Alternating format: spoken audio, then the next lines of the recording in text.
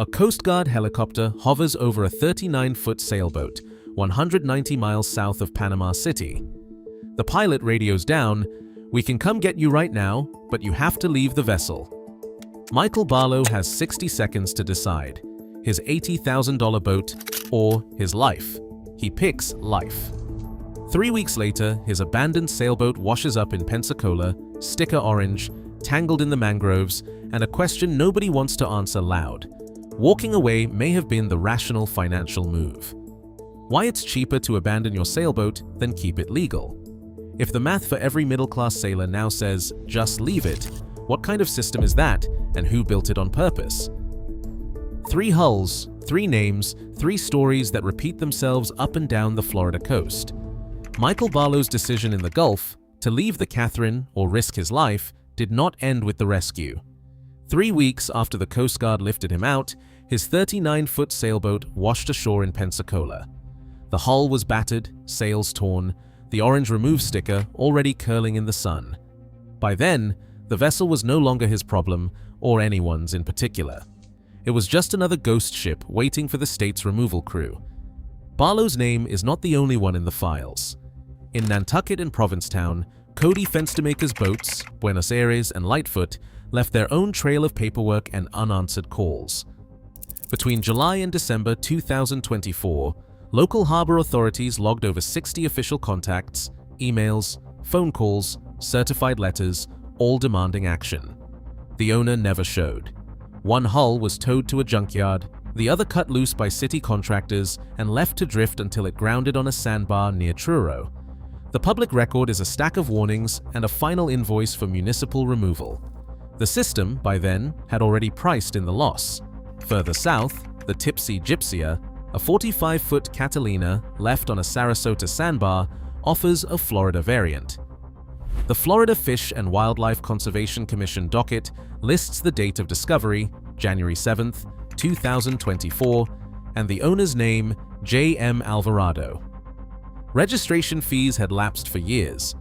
The boat sat visible from the causeway, the orange remove sticker posted, waiting for a state-funded tow to the landfill. The removal cost, nearly $18,000, was paid by the public. No criminal charges followed, just a closed file and another empty slip. This is not a parade of derelicts left by reckless dreamers. These are working people, retirees, careful planners who bought mid-market boats, paid cash, and tried to keep up. Their stories repeat with minor details changed: a sudden storm, a failed engine, a stack of ignored notices, a sticker, a bill. The orange vinyl glows on the hulls like a warning. If you are a sovereign sailor, you know what it means. The question is why so many end up here, and what has changed to make walking away the rational move. Florida's official records strip away any illusion that these are isolated cases. The Florida Fish and Wildlife Conservation Commission, FWC, processed 651 derelict vessel removals in 2024, a 39% jump from the previous year. In 2025, the number dropped to 552, but the cost to the state did not budge. FWC's own budget shows $11.3 million spent on removals that year, with the average bill per boat landing somewhere between $14,000 and $24,000. That is not for luxury yachts or rusted-out hulks, it is the going rate for mid-sized sailboats, trawlers, and the odd power cruiser that ends up abandoned after a storm or a failed repair. The numbers get starker when you look at outliers. In the Florida Keys, a 100-foot derelict submarine cost $195,000 to extract and scrap. The owner's fine was just $1,200. That is not a typo. The statutory maximum penalty for abandoning a vessel in Florida is $5,000, regardless of the actual removal cost. Most owners, if they are cited at all, pay a fraction of that, rarely more than $2,500. The state picks up the rest, and the file is closed. Hurricanes pushed the system to the breaking point. After Hurricane Ian in 2022, more than 7,000 boats were displaced along the Gulf Coast. Hurricanes. Helene and Milton in 2024 added hundreds more, overwhelming marine yards and public agencies. The backlog forced lawmakers to act.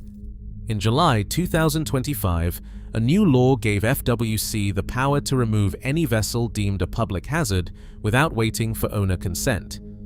The statute, Section 23.001, lets the state haul, sink, or demolish a derelict hull after a documented search for the owner. The owner can still be billed, but civil penalties remain capped at $5,000, no matter how high the true cost climbs. The result is a system where the public pays the removal bill, while owners face little more than a fine that is dwarfed by the cost of legal compliance. The incentive structure is plain. If you are a careful owner and your boat is stranded or damaged, the math tells you to walk away. Not because you want to, but because the law quietly makes it the cheapest option. The next trap in the sequence, the insurance blackout, waits just beyond the orange sticker. Constructive Total Loss, or CTL, is the insurance industry's quiet line in the sand. On paper, it sounds simple. If repairing a damaged vessel costs more than its current market value, or even just 70 to 80% of that value, the insurer declares it a constructive total loss. The owner receives a check for the boat's appraised worth, minus the deductible, and the policy is closed.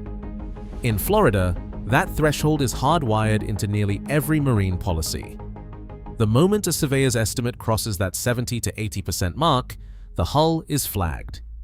From that point forward, the vessel is tagged in the industry's internal databases as a write-off. For the owner, the buyback offer comes next, a flat number usually between $3,000 and $5,000 for a mid-market sailboat. Accepting that offer means you get your damaged boat back, but it now carries the CTL flag everywhere it goes.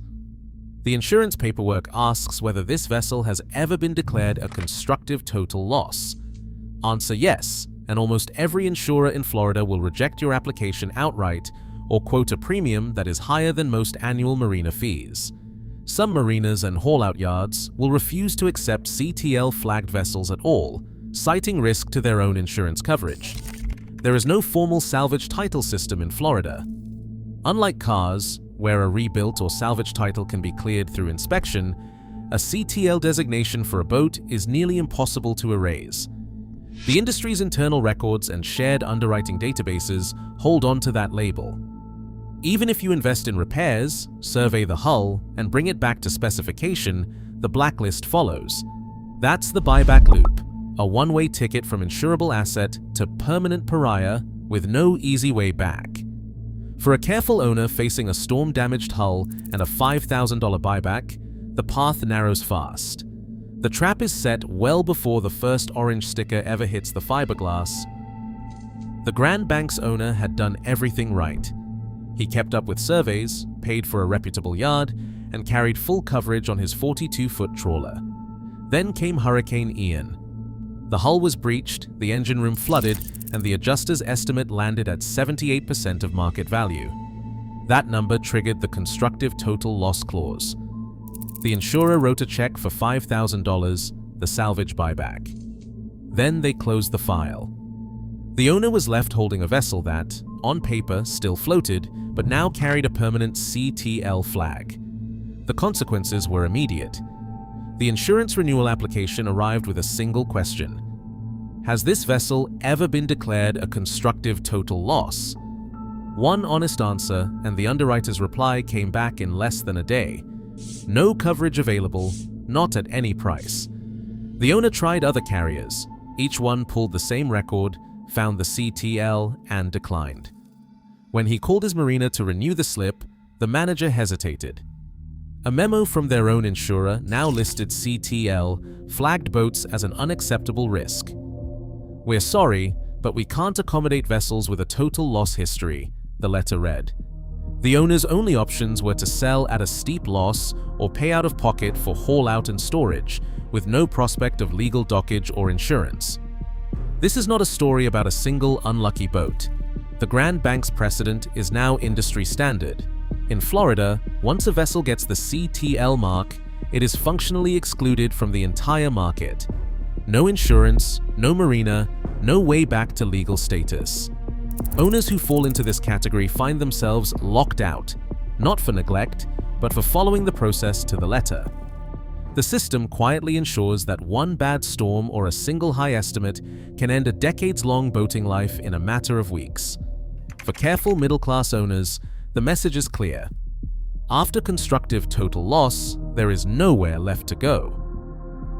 Florida is not just the boating capital of America, it is the country's pressure cooker for sailboat ownership. Over 1 million registered vessels crowd its waterways, more than any other state. This is not a fringe community or a handful of hobbyists. This is a vast, mainstream fleet, with every kind of owner from retirees to weekend sailors. The sheer number of boats and the density of marinas means that every policy tweak, every market shift, ripples out on a massive scale. But numbers alone do not explain why so many boats end up abandoned. The real squeeze comes from the weather. Since 2022, Florida has been hit by a sequence of major storms. Hurricane Ian in 2022 and Helene and Milton in 2024 each scattered thousands of boats along the coast. Ian alone displaced over 7,000 vessels, overwhelming every available marine yard and hauling contractor. The state's removal program, originally designed for a few dozen derelicts a year, was suddenly staring down a backlog in the thousands. Marinas and boatyards are not built for this kind of volume. Most yards can only handle a fraction of the demand for haulouts after a storm. Waiting lists stretch for months. Insurance companies, faced with a flood of claims, tighten their standards and raise premiums. Meanwhile, the state's own removal crews are forced to triage, tagging hulls with orange stickers and prioritizing what can be cleared first. Federal grants have tried to plug the gap in other states, but Florida's scale is different. Money from the National Oceanic and Atmospheric Administration flowed to Alaska, Maine, and Washington, but not to the state with the largest fleet and the steepest removal bills. The result is a bottleneck. Too many boats, too few yards, and a removal system constantly on the edge of collapse. In this environment, the math for the average owner becomes a trap. The next case in the queue waits, sometimes for months, as the system tries to catch up. On San Carlos Island, the remains of a 68-foot fishing vessel sat stranded for nearly 3 years after Hurricane Ian. The hull became a fixture, half sunk in the mangroves, while county officials wrangled over who would pay for its removal. Local businesses complained about lost tourism. Environmental reports warned of leaking fuel and rotting fiberglass, yet the vessel stayed put. In 2025, a state contract finally cleared the wreckage at a cost of $85,000. The public paid the bill, not the absentee owner. This timeline is not unique. Across Florida, delayed removals have become routine, not because no one cares, but because the system quietly subsidizes the wait. Counties and cities can apply for state reimbursement under the FWC grant program, but funds are limited and the process moves slowly. Even when money is available, the average removal cost, between $14,000 and $24,000 per boat, means local budgets are quickly drained. In the San Carlos case, a county manager described the process as a waiting game, hoping the next grant round comes through before the vessel breaks up. Federal support has been uneven. NOAA and the Boat US Foundation awarded $7 million in competitive grants for derelict vessel removal, but none of that money went to Florida, despite the state's outsized problem. Alaska, Maine, and Washington received funds for remote extractions and harbor cleanups. Florida, with over 1 million registered boats, was left to fill the gap from its own budget. The result is a patchwork of stalled removals and mounting public expense. For the careful owner facing a boat flagged as a constructive total loss or a stranded hull, this is the hidden subsidy. The state will eventually pick up the tab. The incentive is plain. When the cost of doing the right thing is measured in tens of thousands of dollars, but the penalty for walking away is capped and the cleanup is funded by someone else, the math becomes a quiet invitation to exit. A careful owner facing a stranded or CTL-flagged sailboat starts with the Keep It Legal column. Numbers stack up before a single repair begins. Haul-out and yard storage run between $2,000 and $5,000 for a mid-sized hull, assuming a spot can be found. Insurance companies demand a fresh survey, another $500 to $1,200, just to quote a policy. If the boat has storm damage or a flagged history, repairs quickly climb into 5 figures. Hull and rigging work alone can swallow $8,000 to $30,000, sometimes more if the engine or electronics are compromised. Annual registration and title renewal, though minor, still add $150 to $300. Insurance premiums spike after a CTL flag. Policies that once cost $1,500 a year now come in at $2,500 to $6,000, if an insurer will even quote. Many marinas will not accept a boat with a CTL designation at all, but those that do often charge a premium, and dockage can reach $10,000 per year in crowded harbors. Equity loss is built in. The moment a vessel is flagged CTL, its resale value drops by 30 to 70%, a hit of $5,000 to $15,000 for a typical owner. The total first-year outlay just to keep a damaged flagged boat legal and afloat ranges from $21,000 to $67,000. That is before counting lost time, financing costs, or the risk of another storm. For many, the legal path becomes an exercise in financial erosion, not stewardship. The walkaway column is brutally simple. For most owners, the actual fine for abandoning a sailboat in Florida falls between $1,200 and $2,500, rarely more, even when the state's removal bill runs 10 or 20 times higher. The statutory maximum sits at $5,000, but that number is almost never charged. A few pay nothing at all, especially if the vessel is declared a public hazard and expedited for removal. In almost every case, the state and its contractors absorb the real costs, with taxpayers footing the bill. Yet, the incentive structure doesn't stop at the owner's checkbook. Each abandoned hull triggers a cascade of winners. Salvage contractors collect steady, above-market fees from state removal grants, $14,000 to $24,000 per vessel, regardless of condition. Haul-out yards and marine towing companies are paid directly by the state, often at rates higher than private owners could negotiate. Insurers, having written off the vessel as a constructive total loss, avoid future claims and reduce their exposure. Marinas clear out problem hulls without risking their own insurance coverage. Even local governments, once they secure reimbursement from FWC, avoid the political fallout of derelicts left to rot in public view. The only party left with skin in the game is the owner, and even then, the system caps their losses. The fine is a fixed, predictable cost, a price of exit, not a deterrent. For the careful, middle-class sailor, the message is clear. The system is designed to make walking away the rational choice, while everyone else in the chain gets paid. Today, the system rewards walking away more than playing by the rules. Over 2,800 derelict vessels were removed from Florida waters last year, most at taxpayer expense, with owners paying just a fraction in fines. For the sovereign sailor, the real warning isn't about compliance or defiance. It's about never letting the math corner you in the first place. The incentives are set. The consequences are personal. What would you do?